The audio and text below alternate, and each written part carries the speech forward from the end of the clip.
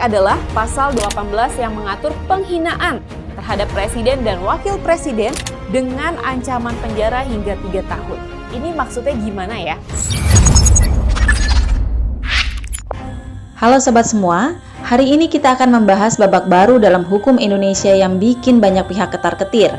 Pertanggal 2 Januari 2026 kemarin, Indonesia resmi memasuki era hukum baru dengan berlakunya KUHP nasional. Bukan cuma soal aturan administrasi, tapi ini adalah kiamat bagi mereka yang hobi menebar fitnah dan caci maki terhadap simbol negara. Di saat yang sama, kita melihat drama di gedung KPK saat salah satu politisi senior, Andi Arief, dipanggil penyidik. Apakah ini yang namanya karma instans? Mari kita bedah tuntas. Sobat, mulai sekarang tolong lebih bijak dalam mengetik di media sosial. KUHP yang baru saja sah ini memberikan perlindungan tegas terhadap harkat dan martabat presiden dan wakil presiden. Berdasarkan pasal 218, siapapun yang menyerang hormatan presiden atau wakil presiden di muka umum bisa dipenjara maksimal 3,5 tahun.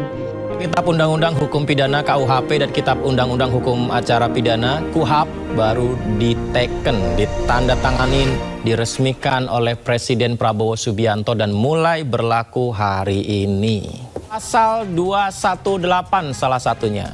Setiap orang yang menyerang kehormatan atau harkat dan martabat diri presiden dan wakil presiden di muka umum berpotensi diancam penjara paling lama 3,5 tahun.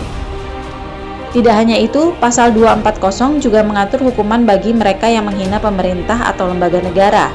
Ingat, kritik itu boleh dan sehat bagi demokrasi, tapi menghina, mengedit foto secara tidak senonoh, atau memfitnah tanpa bukti itu urusannya pidana.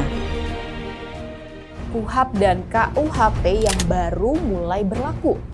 Yes, Indonesia resmi memasuki babak baru hukum pidana per 2 Januari 2026. Salah satu pasal yang tidak luput dari sorotan publik adalah pasal 18 yang mengatur penghinaan terhadap presiden dan wakil presiden dengan ancaman penjara hingga 3 tahun. Ini maksudnya gimana ya? Kekhawatiran ini juga diutarakan oleh pakar hukum pidana Universitas Tarumanegara Heri Firmansyah. Ia menilai pasal ini rawan disalahgunakan untuk kepentingan politik. Kan, pasal penghinaan presiden di KUHP baru juga dinilai oleh pakar hukum pidana dari Universitas Bung Karno Budi Yusuf yang menyebut pasal tersebut lahir dari mental pejabat publik yang feodal dan anti kritik. Kita sering melihat akun-akun anonim atau bahkan tokoh seperti Roy Suryo yang sering jadi sorotan.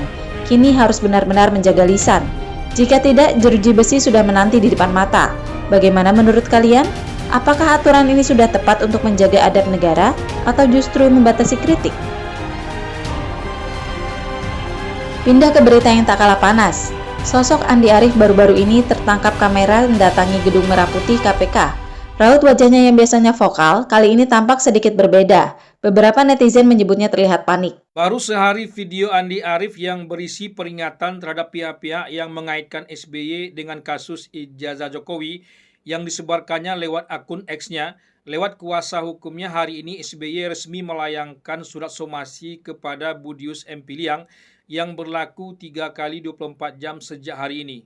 Saya bertemu dengan Pak SBY beberapa hari lalu. Pak SBY cukup terganggu dengan isu ini karena tidak benar yang disebutkan bahwa Pak SBY berada di balik isu ijazah palsu ini atau bahkan disebut Pak SBY berkolaborasi dengan Ibu Megawati. Kalau juga tidak dihentikan, ada kemungkinan Pak SBY akan mengambil langkah hukum akan dengan pertama memberikan somasi kepada orang-orang yang sudah membuat fitnah tersebut dan terbuka kemungkinan untuk menempuh jalur hukum. Sumbangannya ke Demokrat atau Nggak ada ke kader. sumbangan untuk apa, Pak? Saya nggak tahu juga. Itu ke Bapak ya, Pak? Enggak. Jadi Mas sekarang penyelidikan boleh diulang sedikit lagi Pak, jadi Berapa? pemeriksaan hari ini Bapak dapat sebagai saksi atas penekanan Saksi bahwa saya diminta tolong agar temuan KPK bahwa ada yang menerima bantuan dari Pak. Ya, apakah saya diminta untuk tolong untuk mengembalikan uang itu. Totalnya berapa? Menekan. Saya belum tahu, belum jelas. Itu kader Demokrat Pak yang nerima diinfokannya. Nanti saya kemukakan. Andi Arief dipanggil sebagai saksi terkait temuan adanya aliran dana atau bantuan uang yang diduga masuk ke kantong kader tertentu. Meski ia berdalih hanya diminta mengonfirmasi soal pengembalian uang, banyak yang bertanya-tanya, apakah ini hanya puncak gunung es dari kasus korupsi yang lebih besar?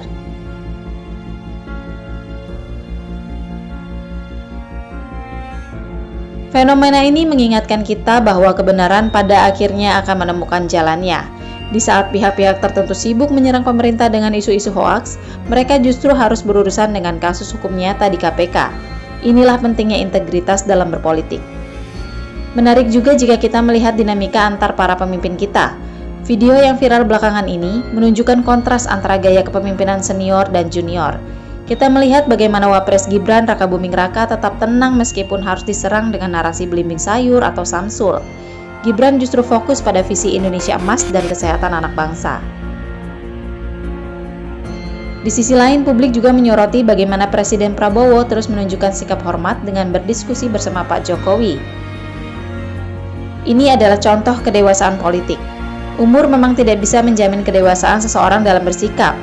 Kita butuh pemimpin yang bekerja dengan bukti, bukan hanya pandai bersilat lidah di media. Contoh nyata, kerja nyata itu bisa kita lihat di Sulawesi.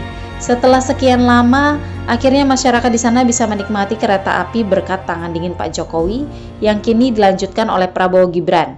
Ini adalah fakta yang tidak bisa dibantah oleh narasi kebencian manapun.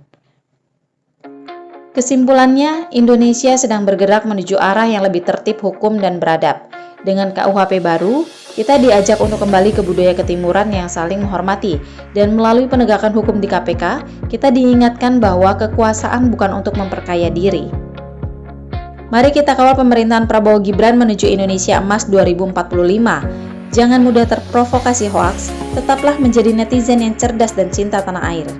Saya Aurora Zeva, sampai jumpa di narasi berikutnya, dan biarkan suara yang berbicara.